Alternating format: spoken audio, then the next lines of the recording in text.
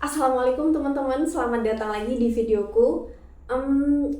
Setelah video yang kemarin kita bikin have fun aja kayak bikin vlog masa gitu. Sekarang aku mau buat lagi gimana kehidupan kampus yang ada di Indonesia dan Malaysia. Nah, khususnya untuk video kali ini aku mau ngebahas tentang kehidupan sehari-hari mereka.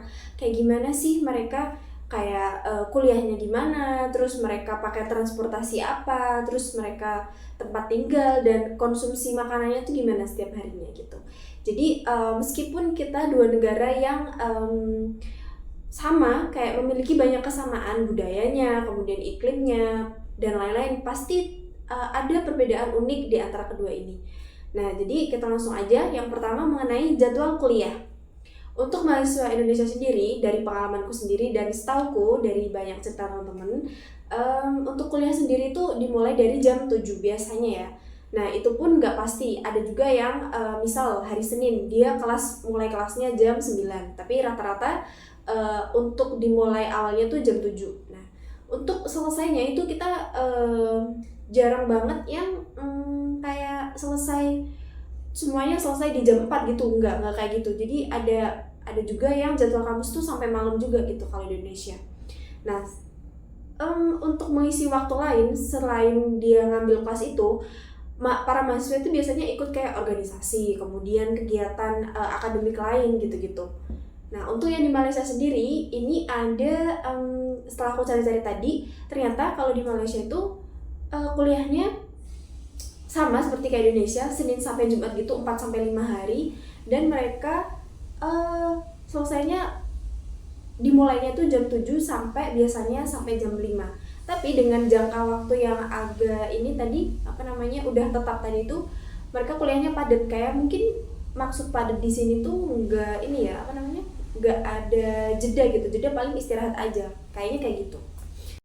Nah, untuk poin yang kedua yaitu transportasinya. Untuk mahasiswa di Indonesia sendiri, seperti yang kita lihat, warga negara Indonesia itu penduduknya padat, jadi mereka tuh kemana-mana lebih suka pakai transportasi pribadi kayak motor yang sering kita gunakan di Indonesia.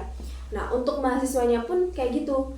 Jadi mereka suka bawa motor sendiri untuk pergi ke kampus, untuk pulang, untuk kegiatan lain itu mahasiswa suka pakai motor sendiri. Atau kalau enggak, kalau mereka biasanya merantaunya tuh dari tempat jauh, misal kayak aku misal ada temen dari Pulau Sulawesi gitu, terus dia kuliah di Jawa. Nah, itu mereka kalau di kampus mereka bakal lebih suka pakai transportasi motor juga kayak Gojek atau Grab gitu. Ini salah satu contoh potret penggunaan motor bagi para mahasiswa yang sedang berkuliah. Nah, di situ ada gambaran juga pakai Grab kan. Jadi kurang lebih kayak gitu ya gambarannya. Nah, kita lanjut lagi ke video penjelasanku. Nah, kalau aku dulu itu juga pernah pakai motor di kampus untuk lebih fleksibel aja gitu kegiatannya. Nah, kalau dari pengalamanku, teman-teman yang pakai kendaraan sendiri itu mereka lebih produktif anak-anaknya. Jadi setelah mereka dari kampus, mereka itu ada ngajar atau kasih tutor gitu, bimbingan belajar ke warga-warga yang ada di kota tersebut gitu biasanya. Nah, jadi ternyata dengan menggunakan motor sendiri tadi itu mereka juga bisa menambah penghasilan gitu. Nah, untuk kalau di kota besar kayak misal Jakarta itu kan banyak ya transportasi umum kayak Transjakarta, terus MRT dan lain-lain, itu kayaknya digunakan tapi bukan mahasiswa kayaknya. Mereka lebih digunakan untuk para pekerja, jadi mahasiswanya tetap kayak tadi pakai kendaraan sendiri. Nah, kalau untuk yang di Malaysia, ternyata mereka lebih suka pakai transportasi umum. Yang pertama kayak ada LRT, MRT, dan juga bus kampus. Nah, untuk bis kampusnya sendiri, mereka tuh ternyata sangat produktif penggunaannya. Ini aku ada video yang aku ambil dari TikTok, salah satu kreator dari Malaysia. Dia ini nunjukin kalau video bus kampus yang ada di UKM. Dia bilang di sini zonanya ada 9. Terus habis itu udah ada aplikasi UKM tadi, untuk bus kampusnya tuh ada aplikasinya sendiri, dari tracknya, terus kayak pan waktunya kayak gitu udah ada sendiri. Jadi udah tersusun dengan rapi gitu strukturnya. Nah, tadi kita udah lihat gimana kampus yang bus kampus yang ada di salah satu kampus Malaysia. Nah, ternyata di Malaysia motor juga populer gitu. Cuman mereka lebih prefer untuk menggunakan transportasi umum. Nah, untuk poin yang ketiga yaitu tempat tinggal. Di Indonesia sebenarnya setiap kampus menyediakan asrama sebenarnya. Nah, cuman karena tadi kita mahasiswanya tuh pasti banyak ya di kampus itu, karena warga negara juga banyak, pasti ada pasti banyak mahasiswa yang nggak bisa tinggal di asrama sepenuhnya. Jadi di sekitaran kampus itu ada warga-warga yang mengelola yang namanya kos-kosan.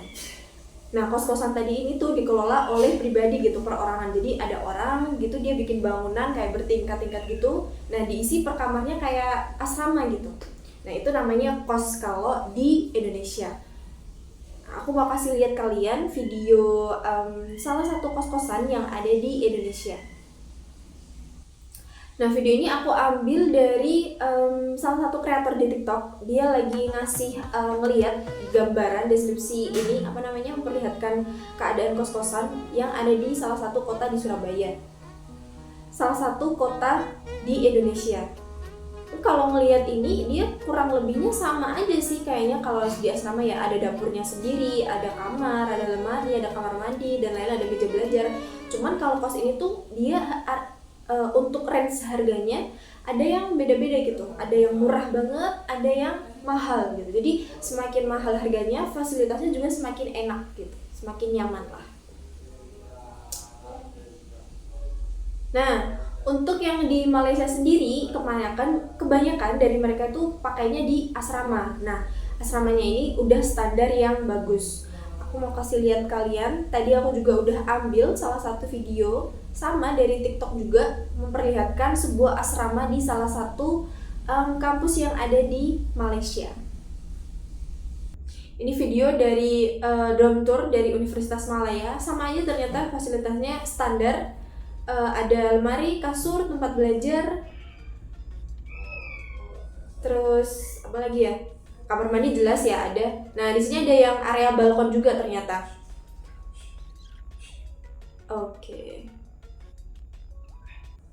Nah, kalau ngelihat tempat tinggal tadi sebenarnya sama ya, kalau segi bangunannya tuh sama, cuman ternyata balik lagi dari manusianya, dari mahasiswanya.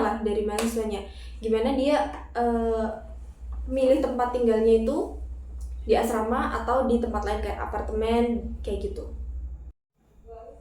Nah, ini poin yang terakhir yaitu makanan dikonsumsi oleh mahasiswa yang ada di Indonesia dan Malaysia.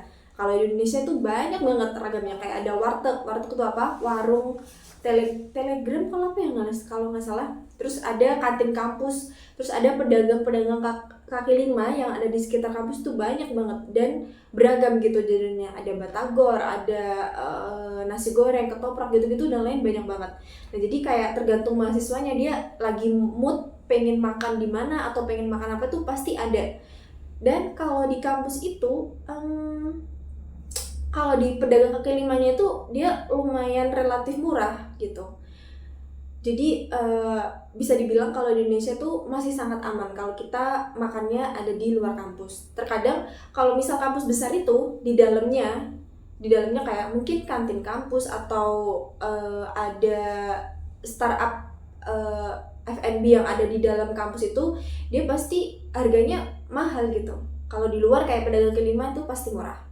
Nah, kalau untuk yang di Malaysia ternyata dia kebanyakan di sekitar kampus itu makanya. Cuman kayaknya kurang tahu ya. Pasti mereka jajan juga ya di luar. Cuman kalau untuk spesifik tempatnya nanti boleh deh penonton komen biasanya spesifik tempatnya apa gitu kalau mahasiswa Malaysia jajan di luar kayak gimana. Nah, untuk makanannya yang ada di food court ini kayak nasi lemak, roti canai, nasi kandar, dan lain-lain. Aku yang pernah coba baru nasi lemak aja. Yang roti canai dan lain belum pernah coba. Nah, jadi kayak gitu penjelasan dari aku. Bisa disimpulkan dari keempat poin tadi. Yang pertama dari kehidupan sehari-hari mahasiswa kayak jadwal kuliahnya, terus kemudian transportasi dan tempat tinggal dan juga makanan itu hampir sama. Cuman perbedaannya itu di kondisi mahasiswanya aja gitu. Misal kalau tadi masalah transportasi, karena penduduk Indonesia tuh banyak, padat gitu, jadi kita lebih suka pakai kendaraan pribadi dan juga lebih produktif gitu. Kalau di Malaysia mungkin masih sedikit penduduknya dan mereka cukup memakai transportasi umum gitu. Terus kemudian sama juga yang kayak di tempat tinggal, kita harus, kalau di Indonesia harus ada kos-kos gitu. Kalau di Malaysia mungkin asramanya, mahasiswa yang ada di situ tinggal di asrama itu udah cukup gitu. Kalau untuk makanan ini kita harus coba ya, nanti kita coba makan makanan Malaysia juga, kita coba roti canai dan nasi kandar kapan-kapan, kita harus coba. Dan aku mau share sedikit pengalamanku waktu masih kuliah. Jadi dulu tuh kalau kuliah aku pernah jalan kaki dari kos-kosan aku, BTW aku ngekos gitu. Nah, untuk pergi ke kampus aku jalan kaki gitu biasanya.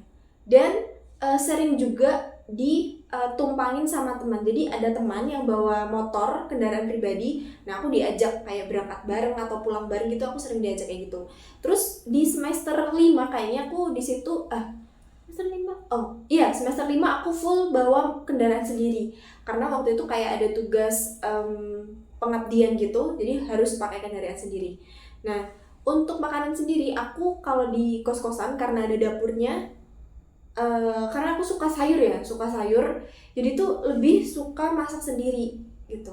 Jadi kita beli bahan, nah bikin sayur kayak misal bahan Rp5.000 itu udah dapet sayur banyak banget. Nah tapi kalau beli kita tuh sayurnya dikit gitu. Nah jadi kayak gitu pengalaman singkat, cerita singkat dari kehidupan kuliahku dulu. Nah kalau dari teman-teman, dari omonganku tadi kayak sudut pandang orang Malaysia mungkin yang salah dengan omonganku tadi, kalian nanti bisa koreksi dan kasih pandangan kalian yang benar atau yang biasa kalian lihat itu kayak gimana gitu, oke? Sekian dari aku, terima kasih udah nonton dan wassalamualaikum warahmatullahi wabarakatuh. Yes.